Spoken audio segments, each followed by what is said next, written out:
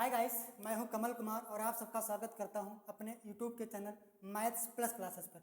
उसी क्रम में आज हम पढ़ने वाले हैं इकाई का अंक अर्थात यूनिट डिजिट। ये बहुत ही इंपॉर्टेंट टॉपिक है, लगभग सभी एग्जाम्स में ये पूछा जाता है। चलिए स्टार्ट करते हैं कुछ छोटी छोटी विधियों के साथ में। जैसे मैंने एक संख्या लिखी है 74, तो अगर सिंपल पूछा जाए कभी कि इसमें इकाई का अंक क्या है तो सबको पता है कि जो संख्या दाहिने तरफ लिखी जाती है वो कहलाती है इकाई का अंक। तो अगर हम 74 की बात करें तो इसमें इकाई का अंक हो जाएगा 4। लेकिन एग्जाम में हमसे ये थोड़ी पूछेगा कि 85 में बता दो, 74 में बता दो, 103 में बता दो।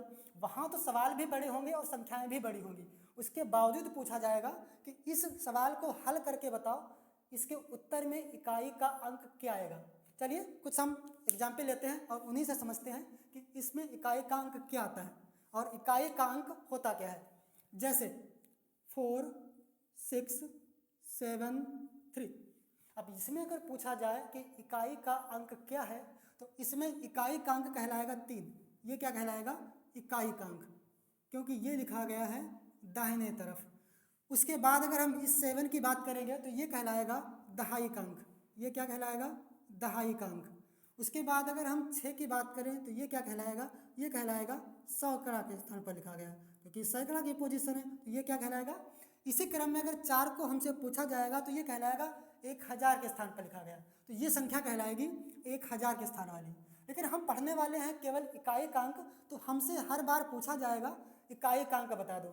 तो जिस क्रम में सवाल आएंगे उसी क्रम में हम हल करेंगे और ये बताएंगे कि इसको हल करने के बाद में इकाई का अंक क्या आएगा। कभी जोड़ पर भी आ सकता है तो कभी गुणे पर भी आ सकता है। तो कुछ सवाल हम शुरू करते हैं और आप बारी से समझते रहिएगा कि इसमें इकाई के अंक क्या आने वाले हैं। जैसे अगर कहा जाए, पहला एग्जाम्पल दो, 3 गुणे 6 गुणे 9 गुणे 7। इसको गुणा करना है और बताना है इकाई का अंक क्या होगा। तो अब जनरली अगर हम गुणा करने लग जाएंगे तो 7 9 में गुणा होगी 63 आएगा। अब 63 की गुणा 6 में करनी पड़ेगी, तो गुणा भी बहुत बड़ी होती जा रही है। तो हमें क्या ध्यान देना है कि हमें केवल फोकस करना है इकाई के अंक पर कि इकाई का अंक गुणे में क्या आ रहा है। जैसे 7 9 63, तो 63 में इकाई का अंक होगा 3। 63 में इकाई का अंक क्या हो जाएगा? 3। तो इस 6 से तो मतलब है ही नहीं, हमें चाहिए इकाई का अंक, तो हमने ले लिया 3 और इस 3 की गुणा किस में करवा दी हमने? 6 में। तो 3 छंग 18। अब 18 फिर से 2 अंकों में आया है, हमें चाहिए इकाई का अंक, तो 1 को फिर से हटा दो तो इकाई का अंक बच गया 8। और इस 8 की गुणा हम किस में करवा देंगे?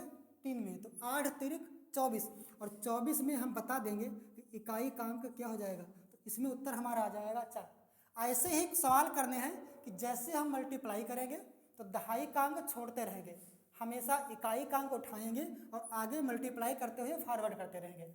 यही रूल हमें जोड़ में लगाना है, यही रूल हमें घटाने में लगाना है और यही रूल हमें लगाना है जब भाग के सवाल आएंगे। मोस्टली जो सवाल पूछे जाते हैं वो गुणा के, प्लस के और माइनस के और फिर पावर के आते हैं। तो पावर की बात हम बाद में करेंगे, पहले हम जोड़ और गुणा के कुछ सवालों को देख लेते हैं। जैसे अगला सवाल है, इसको सीखिएगा।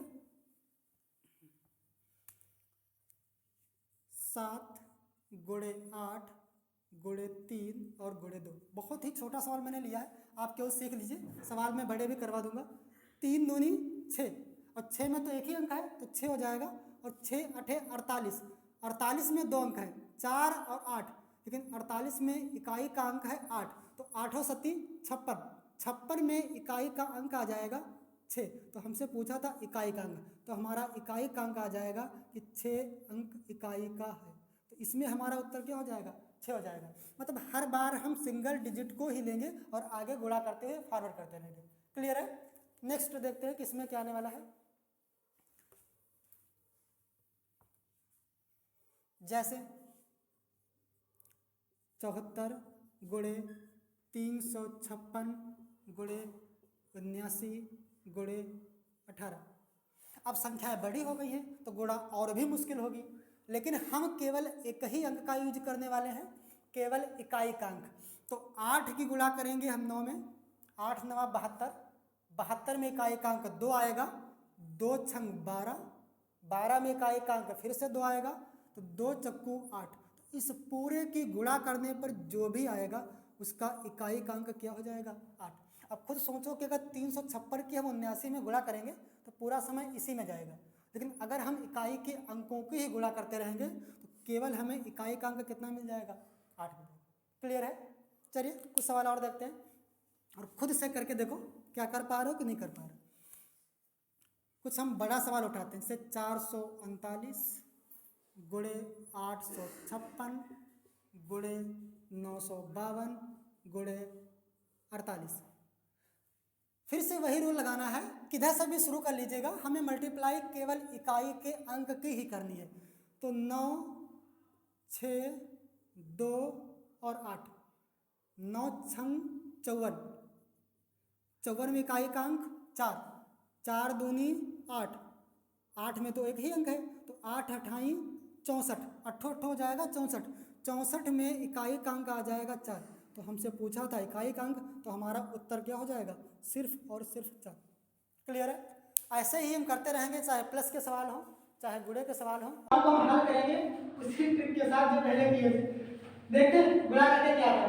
तो यहाँ पर इकाई का अंक है 9 और यहाँ पर है 8, 2 और 3, केवल इकाई के अंक की ही मल्टीप्लाई करनी है। तो करते हैं जरा, और नहीं करके चेक करो, बहुत समय नहीं लगता।